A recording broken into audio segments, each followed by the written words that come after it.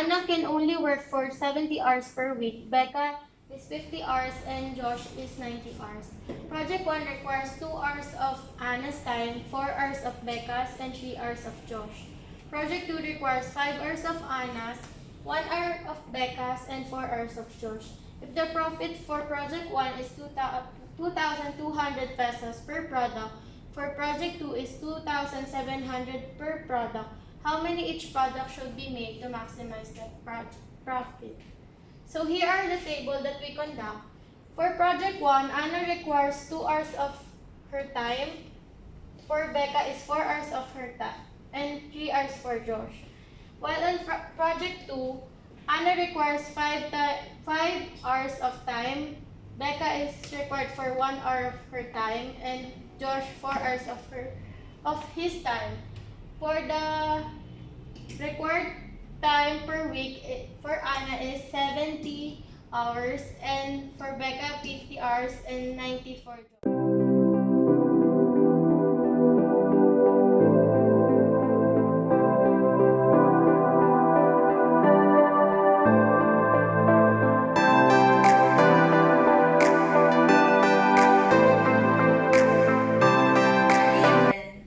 Anna is 2x plus 5y less than equal 70. Becca is 4x plus y less than equal 50.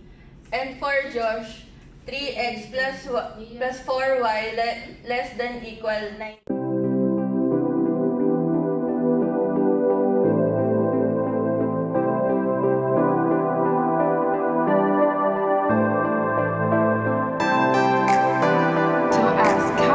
Each product should be made to maximize the profit.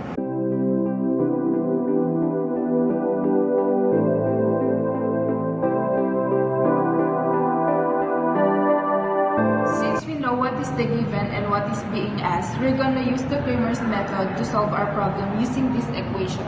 For x, C1 times B2 minus C2 times B1. And A1 B2 minus A2 B1. For y, it is A1 C2 minus A2 C1 and A1 B2 minus A2 B1.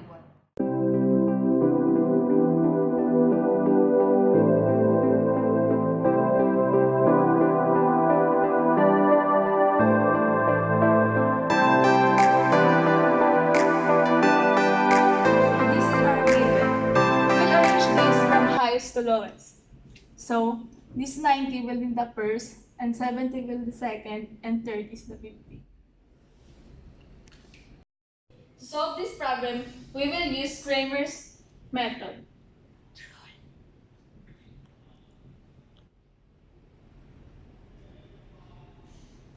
So, we will be arranging them according to the first step of the Kramer's method. So first, A1 equals to 3, B1 equals to 4, C1 equals to 9. For the next is A2 equals 2, B2 equals 5, plus C2 equals 70. Next, we will solve for the x.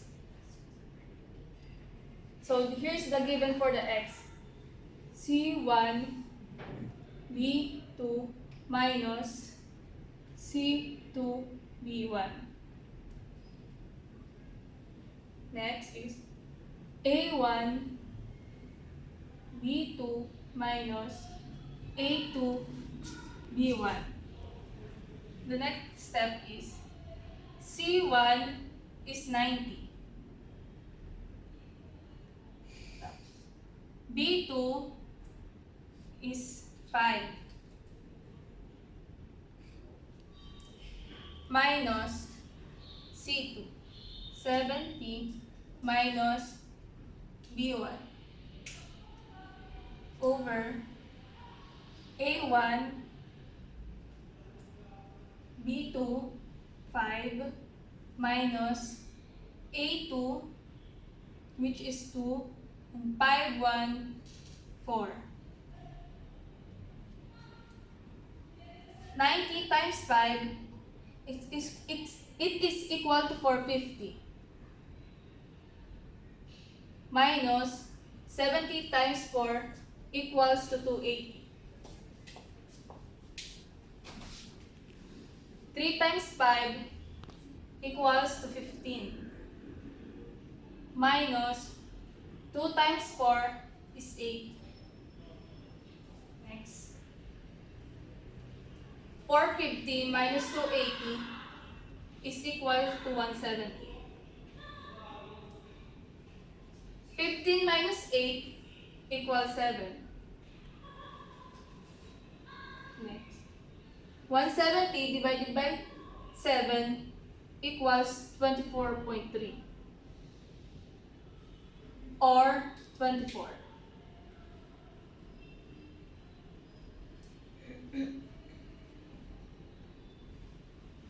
So next, we will be solving for the y. 3 times 70 minus 2 times 90 over 7. Next. 3 times 70 is equal to 210 minus 2 times 90 equals 180 over 7. Next. 210 minus 180 is 30 over 7. 30 divided by 7 is 4.3 or 4. So here's the answer. 24 and 4. So the next step is we're going to solve the 2 and 3. So the formula of the x is this one, and the solution for the x is this one. And we solve this until we get the value of x, which is 10. And the formula of the y is this one, and the solution for the y is this one. And we solve this until we get the value of y, which is 10. And the answer for this one is 10 and 10. Step, we're going to solve for 1 and 3. For the x, the formula is this one, and the solution is here. And we solve this until we get the value of x, which is 8.46 or 8. And for the y, this is the formula, and this is the solution for the y. And we solve this until we get the value of y, which is 16.15 or 16. And the answer for this is 8 and 16.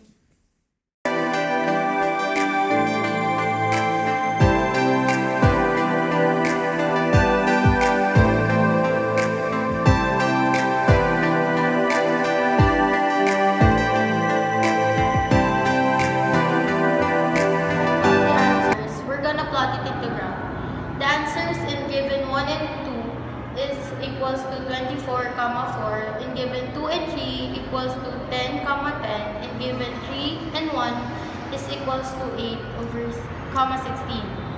So we're gonna plot it into graph. The given 1 and 2, the answer in x-intercept is plotted in here, while the y-intercept is plotted here.